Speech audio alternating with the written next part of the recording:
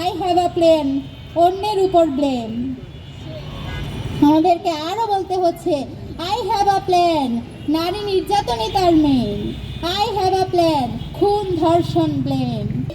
জবাব চাই, ছাত্রদল জবাব চাই, খুন ধর্ষণ শত শত, খুন ধর্ষণ শত শত, বিএনপি আর কত, বিএনপি আর কত, ধর্ষকদের ঠিকানা। বিএনপি কর্তৃক হিজাবি নিকাবি নারীদেরকে হেনস্থা করা হচ্ছে, হিজাবি নারীদের হিজাব টেনে খুলে ফেলা হচ্ছে, নারীদেরকে বলা হচ্ছে তারা কেন ঘরের বাহিরে বের হয়েছে, নারীদেরকে বলা হচ্ছে তারা ঘরে বসে নামাজ কালাম পড়বে, তারা কেন বাইরে বের হবে। আমরা আমাদের অবস্থান থেকে শঙ্কা প্রকাশ করছি। আমরা যারা হিজাবি নিকাবি নারী আছি, আমরা যারা ইসলাম ধর্মের অনুসরণ করি, তাদের ব্যাপারে বিএনপির স্ট্যান্ড কি? যেহেতু তারা ইসলামপন্থী নারীদেরকে যখন তারা ঘর থেকে বের হয়েছে তাদের আক্রমণ করছে এবং বলছে তারা কেন ঘর থেকে বের হলো, সেক্ষেত্রে আমরা বিএনপির সুস্পষ্ট স্ট্যান্ড চাই। আপনারা নারীদের প্রতি কোন মনোভাব পোষণ করছেন? আপনারা কি নারীদেরকে ঘর থেকে বের হতে দিবেন? আপনারা কি নারীদেরকে হিজাব পরতে দিবেন? আপনারা কি নারীদেরকে নিকাব পরার স্বাধীনতা দিবেন? আপনারা কি নারীদেরকে নিরাপত্তা দিতে পারবেন? আপনারা কি নারীদেরকে রাজনৈতিক অধিকার দিতে পারবেন? আপনাদের যে সমস্ত আচরণ আমরা দেখছি, সে সমস্ত আচরণে আমাদের মনক্ষুণ্ণ হচ্ছে, আমরা শঙ্কিত হচ্ছি। শুধু আমরাই নই, পুরো বাংলাদেশের নারী সমাজ অবাক হয়ে যাচ্ছে একের পর এক কী ধরনের ঘটনা ঘটছে। তাছাড়াও আমরা অত্যন্ত আশঙ্কাজনকভাবে খেয়াল করছি প্রশাসনও এখানে নির্বাক ভূমিকা পালন করছে। একের পর এক আমরা অভিযোগ করে যাচ্ছি, একের পর এক আমরা প্রতিবাদ জানাচ্ছি। আমাদেরকে লোকজন বলছে আপনারা কেন প্রতিবাদ করছেন না, আপনারা কেন কথা বলছেন না। আসলে আমরা কয়টা ঘটনা নিয়ে কথা বলবো? আসলে আমরা কতবার প্রতিবাদের জন্য গর্জে উঠবো? আমরা বারবার প্রতিবাদের জন্য গর্জে উঠছি, আমরা বারবার কথা বলছি, একটা ঘটনারও সুস্পষ্ট তদন্ত হতে দেখিনি, একটা ঘটনারও বিচার হতে দেখিনি, শুধুমাত্র গ্রেপ্তার করা পর্যন্তই সীমাবদ্ধ। গতকাল চট্টগ্রামের যে ঘটনাটি ঘটলো, আমরা দেখেছি ছাত্রদলের একজনকে গ্রেপ্তার করা হয়েছে, যেখানে চিহ্নিত দোষী ছিল 3 জন। তাহলে বাকি 2 জনকে কেন গ্রেপ্তার করা হলো না?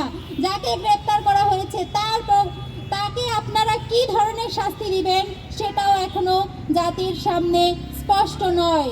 প্রশাসনের এরূপ নির্বাক ভূমিকায় আমরা শঙ্কিত হচ্ছি। আপনারা কোনো ধরনের চাপের মধ্যে আছেন কিনা?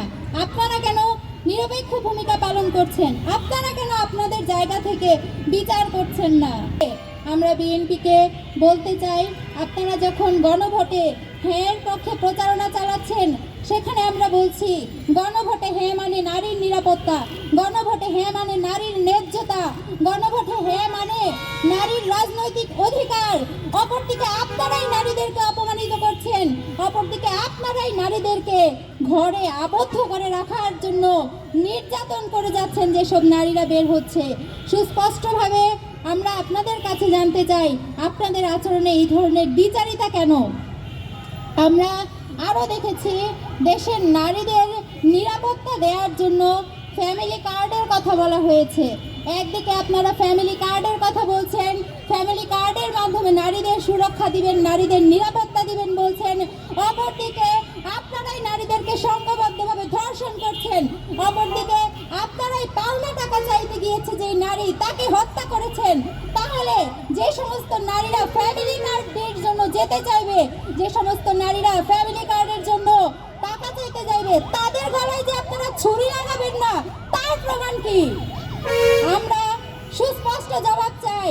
এখনো পর্যন্ত আমরা লক্ষ্য করেছি আপনাদের পক্ষ থেকে কোনো ধরনের বার্তা দেওয়া হয়নি, বরঞ্চ আপনারা বলছেন অন্য দল ক্ষমতায় গেলে নারীরা সবচেয়ে নির্যাতিত হবে।